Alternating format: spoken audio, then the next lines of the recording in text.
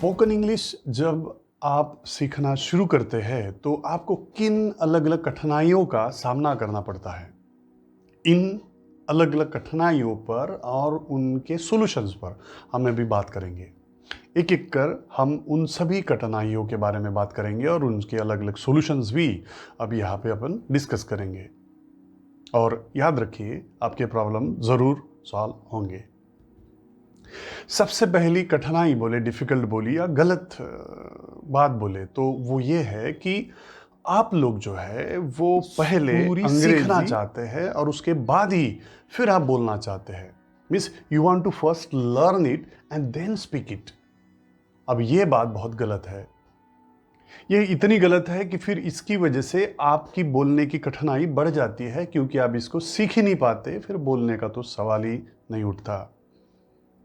तो सबसे सही बात क्या है कि एक्चुअली अंग्रेजी पहले सीखी जा नहीं सकती और उसके बाद फिर बोली नहीं जा सकती। ये तरीका नहीं अपना सकते। स्पोकन इंग्लिश की अगर मैं बात करूं तो ये सीक्वेंस जो है, ये जो बात है, ये गलत है कि आप पहले सीखना चाहते और फिर बोलना चाहते। ये बिल्कुल वैसे ही है जैसे कि आप साइकिल सीखना चाहते हैं, गाड़ी चलाना सीखना चाहते हैं, और उसके लिए तरीका आपने क्या चुना है कि आप पहले उसके संबंध के सारी रूल्स रेगुलेशंस जिस किताब में है, वो सारी किताब में के सारे रूल्स रेगुलेशन पूरी तरह से रटना चाहते हैं, पक्का कर देना चाहते हैं। और आपको लगता है कि जब आप ये रट लेंगे, पूरा तैयार हो जाएंगे, पूरा सीख लेंगे, तब फिर आपको गाड़ी चलाना आ जाएंगी या साइकिल चलानी आ जाएंगी।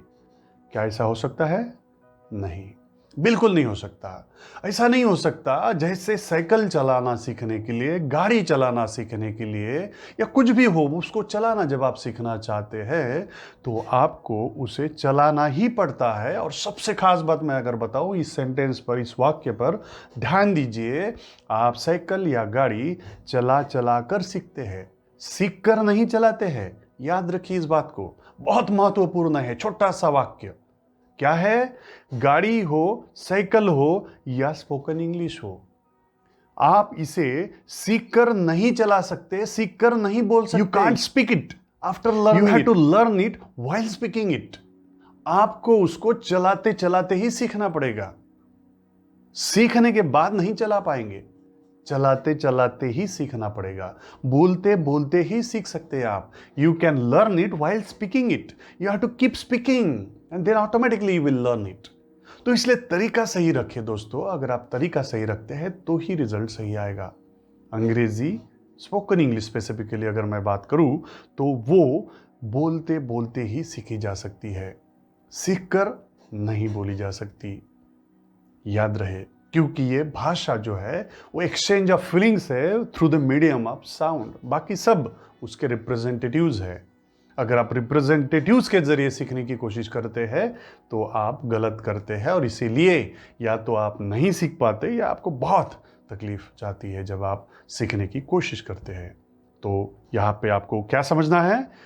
आपको बोलते बोलते सीखना है, सीखकर बोलने की रट नहीं लगानी है। तो बोलना शुरू करें और अपने आप धीरे धीरे आप सीखना भी अपने आप शुरू कर देंगे। जितना ज़्यादा बोलेंगे, जितना ज़्यादा सुनेंगे, जैसे कि इसके पहले भी मैं आपको बता चुका हूँ, उतना ही जल्दी आप बोलेंगे, उतना ही जल्दी और उतना ही बेहतर अंग्रेजी आप बोलना सीखेंगे। So you should not learn English and then speak it. No, you should not do this. What you have to do? You have to learn it while speaking it. That's the real way.